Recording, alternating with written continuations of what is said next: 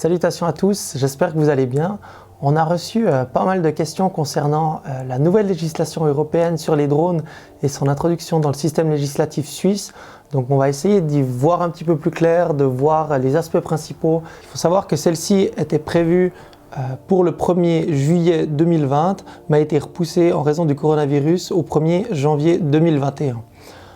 Cette nouvelle législation s'applique à tous les États membres de l'Union européenne, plus les États de l'AELE, soit l'Islande, le Liechtenstein, la Suisse et la Norvège.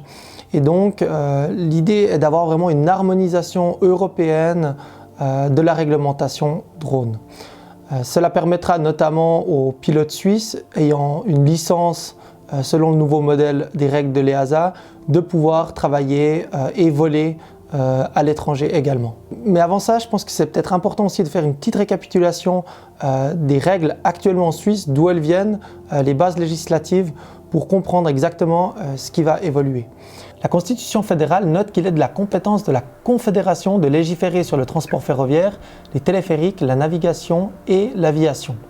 La loi sur l'aviation réglemente l'utilisation de l'espace aérien suisse et donne le droit aux aéronefs d'utiliser cet espace aérien.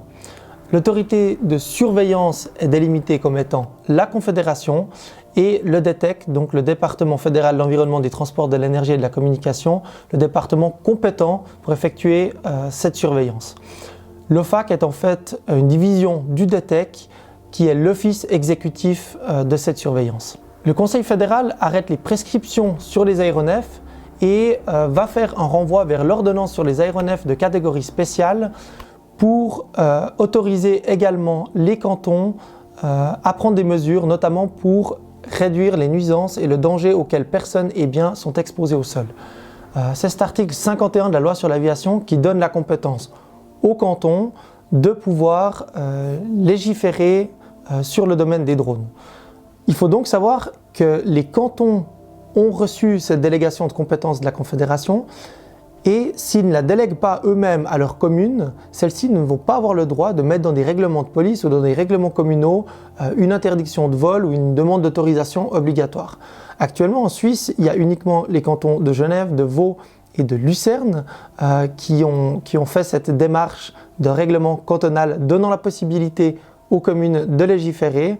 Et donc certaines communes, par exemple du canton de Fribourg, qui ont mis que les vols de drones étaient soumis à autorisation dans les communes, il n'y a pas de base légale en fait concernant ces autorisations-là. L'ordonnance sur les règles applicables aux aéronefs reprend de fait le règlement d'exécution 923/2012 de l'Union européenne et on peut donc dire que le droit suisse est uniquement complémentaire à ce droit européen qui s'applique déjà. C'est d'ailleurs à partir de ce règlement européen que l'article 9 de l'ordonnance sur les règles applicables aux aéronefs évoque le fait que des objets ou des liquides ne peuvent être largués ou épandus à partir d'un aéronef en vol qu'avec l'autorisation de l'OFAC. C'est ça qui est un petit peu décisif pour les utilisations agricoles et c'est pour ça qu'il y a besoin d'une autorisation de l'OFAC typiquement pour faire de l'épandage actuellement avec des drones. L'OACS, donc l'ordonnance du DETEC sur les aéronefs de catégorie spéciale, est vraiment, on peut dire, le document central par rapport à la législation actuelle sur les drones en Suisse. Ces règles s'appliquent donc aux aéronefs sans occupant, d'un poids n'excédant pas 30 kg, et également aux modèles réduits d'aéronefs. Les modèles réduits d'aéronefs, c'est un sous-groupe en fait des aéronefs sans occupant. C'est plus ou moins ce qu'on peut dire les modèles réduits opérés à partir d'un terrain d'aéromodélisme. C'est à l'article 17 que les restrictions principales pour les modèles réduits d'aéronefs et donc pour les drones sont évoquées. Donc, la première règle est vraiment le contact visuel direct avec l'aéronef. Peu importe le poids, que ce soit un Mavic Mini, que ce soit un Mavic Air ou que ce soit un Phantom, un Inspire, un Matrice, toujours le contact visuel direct. Les autres règles s'appliquent principalement aux drones de plus de 500 grammes. Donc, pour ces aéronefs d'un poids compris entre 0,5 et 30 kg, il faut toujours rester à une distance de moins de 5 km des pistes d'un aérodrome civil ou militaire. Sans autorisation, on peut avoir des dérogations par les aérodromes ou directement via Skyguide pour les aéroports avec un contrôle aérien. Également l'interdiction d'utiliser ceux-ci dans les CTR, donc dans les contrôles zones à proximité des aéroports au-delà d'une hauteur de 150 mètres. et également l'interdiction d'utiliser ces appareils de plus de 500 grammes à moins de 100 mètres d'un rassemblement de personnes. Le rassemblement de personnes était défini comme 24 personnes en rang serré, donc minimum 2 rangées. Cette définition n'est pas présente dans la loi, mais c'est une définition commune qui a été abordée par l'Union européenne et qui a été reprise par l'OFAC pour la définition du rassemblement de personnes. L'article 20 de l'OACS évoque également l'assurance responsabilité civile et l'exploitant d'un aéronef de plus de 500 grammes doit conclure une assurance de responsabilité civile d'une somme de 1 million de francs au moins. Et il est super important, c'est dans la loi, de toujours avoir cette attestation avec soi s'il y a des contrôles. Comme on le voit sur ce schéma, les nouvelles règles de l'EASA, donc la réglementation européenne, vont probablement venir compléter l'ordonnance sur les aéronefs de catégorie spéciale. On n'aura pas une nouvelle loi complète qui va réaliser, mais ce serait la manière la plus facile pour les autorités d'introduire la nouvelle législation, donc en modifiant l'ordonnance actuelle. Il ne faut pas oublier qu'on a aussi l'ordonnance sur les réserves d'oiseaux d'eau et de migrateurs, l'ordonnance concernant les districts francs fédéraux et l'ordonnance sur les parcs d'importance nationale qui délimitent des zones dans lesquelles tout vol d'aéronefs sans occupant est interdit. Que vos drones soient un Phantom, un Inspire ou un Mavic Mini, tous les drones, même en dessous de 500 grammes, sont interdits dans ces zones. Vous avez là un petit récapitulatif sur comment contrôler concrètement où est-ce que vous avez le droit de voler. D'abord, contrôler la carte interactive de l'Office fédéral de l'aviation civile. Vérifier également sur Google si des fois il y a des restrictions cantonales ou communales permanentes. Il peut aussi y avoir des restrictions temporaires, ça peut être par rapport à des rencontres internationales, typiquement sur la Riviera, à Genève. Il y a aussi eu un arrêté du Conseil d'État genevois durant toute la période du coronavirus, par exemple, qui a interdit tous les vols d'aéronefs sur le territoire du canton. Vérifiez ça en cherchant sur Google, sur le groupe Drone en Suisse romande, il y a aussi pas mal de gens qui mettent ces informations-là, aussi avec les feuilles d'avis officielles. En appelant la police, vous pouvez avoir toutes ces informations. Et éventuellement, si vous allez voler dans des zones où il peut y avoir pas mal de trafic, n'oubliez pas de vérifier sur le DABS et également sur le NOTAM s'il y a des vols spéciaux prévus dans la zone où vous allez voler. Ce qu'il faut savoir, c'est que cette nouvelle législation européenne, elle va être en fait basée sur la catégorisation du risque. Donc on aura 3 catégories, Open, Specific et Certified, donc ouvertes, spécifiques et certifiées, qui vont délimiter les missions qui vont être réalisées d'après le risque que posent ces vols de drones au reste de l'espace aérien et également aux personnes au sol. Pour la majorité des vols de drones, tant de loisirs que pour les professionnels, ce sera la catégorie Open qui sera utilisée. La catégorie spécifique correspondra aux vols soumis à autorisation ou déclaration ou au LUC, comme on va le voir après. Ce qu'il faut comprendre, c'est que la législation actuelle en Europe, mais surtout en Suisse, est encore basée sur un concept d'aéronef sans occupant qui est assez vieux, qui date de la Convention de Chicago en 1944. Et donc, c'est vraiment le moment de pouvoir réussir à harmoniser les pratiques européennes, aussi pour pouvoir permettre une intégration correcte des drones dans l'espace aérien suisse, afin qu'ils puissent aussi cohabiter avec les autres utilisateurs de l'espace aérien en toute sécurité. Si on essaye de regarder un petit peu plus en détail ce fameux règlement 2019-947 de l'Union européenne qui va être introduit en Suisse à partir du 1er janvier 2021, on retrouve donc nos catégories Open, Specific et Certified. On va d'abord se concentrer sur la catégorie Open. Celle-là va être séparée en différents scénarios, donc A1, A2 et A3. Qui correspondent en fait aux scénarios de vol et qui vont englober les différentes catégories de drones. Donc en noir, on retrouve les catégories de drones. La catégorie C0 correspond aux drones de moins de 250 grammes, avec des drones donc comme le Mavic Mini par exemple. Il faut savoir que cette catégorie C0 va être encore délimitée entre 2 sous-catégories. Donc les C0 avec un capteur, ça peut être un micro, ça peut être une caméra, et les drones donc de type jouet qui n'auraient ni caméra ni capteur. Cela sera très important pour les exigences qui seront soumises à cette catégorie C0. Après, on va avoir la catégorie C1 qui correspond à un Mavic Air ou un Mavic Air 2, mais pas au Mavic 2 Pro qui fait un petit peu plus de 900 grammes actuellement. La catégorie C2 qui sera pour des drones de moins de 4 kg, donc typiquement un Phantom ou un Inspire. Et la catégorie C3 qui correspondra aux drones de plus de 25 kg, mais également une catégorie C4 également jusqu'à 25 kg. Toutes les restrictions dont on va parler vont être cumulatives, donc des restrictions applicables à C0 ou à C1 vont être applicables pour les autres catégories également, sauf C4 qui va être un petit peu notre catégorie spéciale. Dans la catégorie C0, on va déjà être obligé de respecter le plafond de 120 mètres d'altitude et du vol à vue, donc VLOS, aucun survol de rassemblement de personnes, un enregistrement, une immatriculation du drone et un examen en ligne si le drone possède un capteur, donc une caméra comme un Mavic Mini.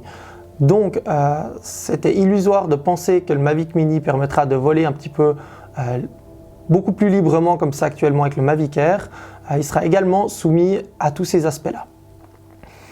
La catégorie de C0 sans capteur, sans caméra, ce sera simplement le vol à vue, le survol de rassemblement de personnes et les 120 mètres, mais il n'y aura pas l'obligation d'un examen en ligne, d'une immatriculation et d'un enregistrement. Pour la catégorie C1, on va avoir l'obligation d'avoir un RTH, un fail-safe, mais également une limite sonore de 85 dB qui va être appliquée, mais également l'obligation d'avoir des no-fly zones présentes dans l'appareil.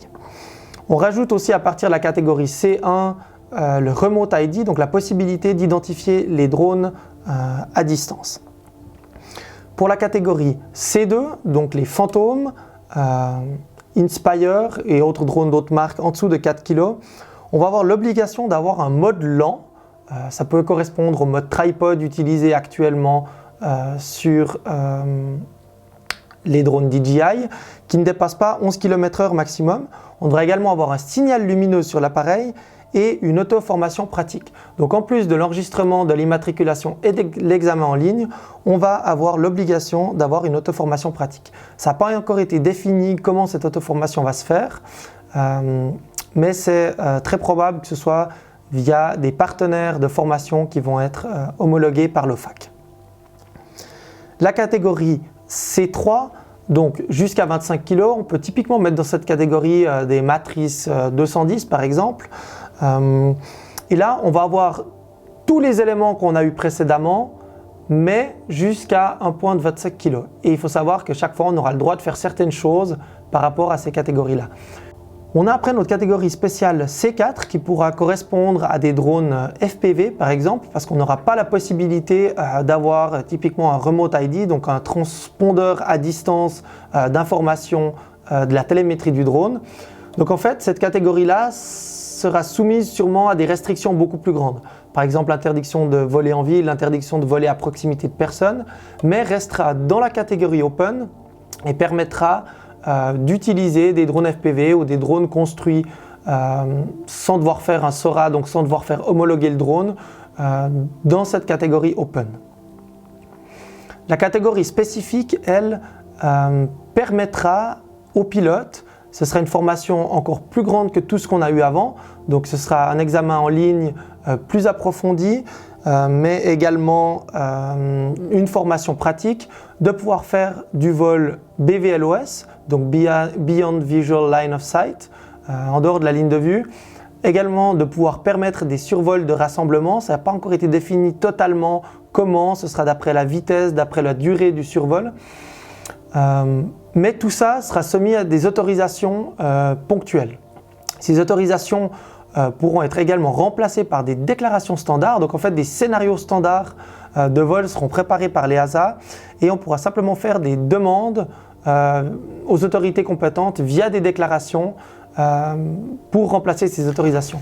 Il y aura également une troisième possibilité de voler en spécifique, ce sera de demander un LUC, soit un Light UAS Operator Certificate, qui permettra en fait d'avoir en guillemets des pré-autorisations pour certains types de vols qui ne sont pas autorisés en open mais qui pourront être autorisés en spécifique. La catégorie Certified, elle, a déjà été intégrée pour essayer de prévoir un petit peu le fait d'avoir déjà une base légale pour des opérations qui peuvent ne pas encore être connues actuellement avec les avancées technologiques mais qui correspondront plutôt peut-être à du transport de personnes directement avec des drones dans le futur. Ce qu'il faut savoir, c'est que tous les nouveaux drones devront obligatoirement avoir l'homologation CE de l'Union européenne et sans cela, ils passeront automatiquement dans la catégorie C4. C'est pour ça aussi que les drones de FPV, typiquement, qui vont être construits soi-même, ne vont pas avoir d'homologation et donc passeront directement dans cette catégorie C4. Il y aurait une période de transition jusqu'en 2022 durant laquelle les drones achetés avant l'entrée en vigueur de la législation pourront encore être utilisés dans les différents catégories C1, C2, etc.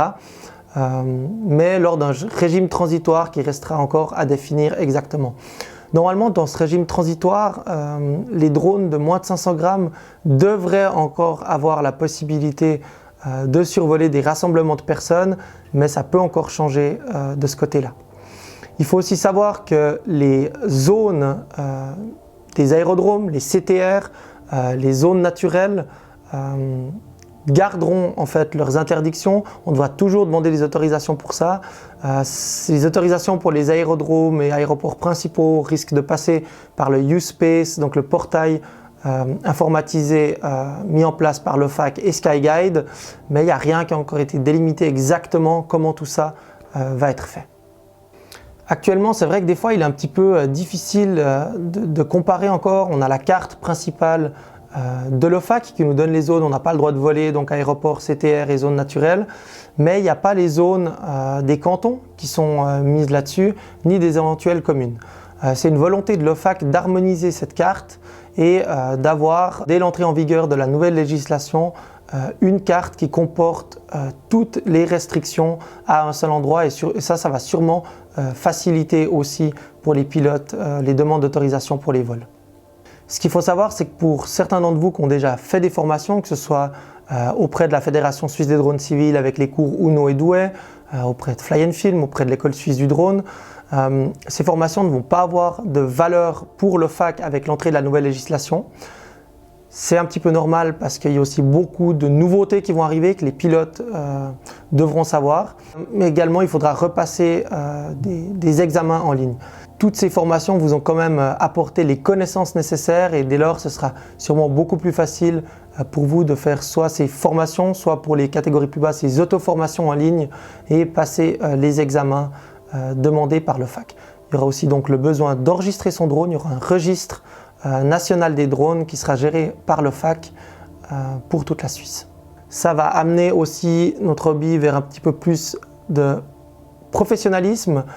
Pour les pros, ça va aussi amener plus de sécurité et ça va rendre aussi l'espace aérien plus sûr pour tout le monde. Oui, peut-être un petit peu plus de restrictions pour les amateurs qui vont vouloir voler, mais ça permettra aussi peut-être un petit peu de changer l'image du grand public par rapport aux drones actuellement. Voilà, j'espère que toutes ces informations sur la nouvelle législation sur les drones qui va entrer en vigueur, je le rappelle, le 1er janvier 2021 en Suisse, ont pu vous aider.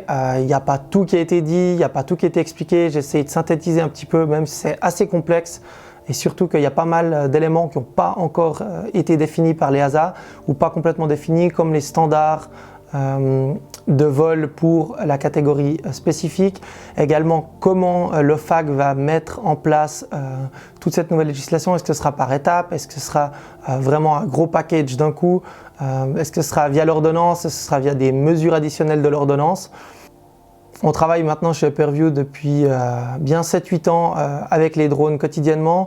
Je suis responsable pour la Fédération Suisse des Drones Civils pour la Suisse romande et je suis en train de réaliser un travail de master sur le sujet de la législation actuelle et la nouvelle législation sur les drones. Donc j'ai pas mal accès à toutes ces informations-là, aussi aux nouvelles qui viennent de l'EASA. Donc n'hésitez pas si vous avez des questions par rapport à tout ça et j'y répondrai volontiers en commentaire. Et puis bon vol à tous et puis à tout bientôt. Ciao!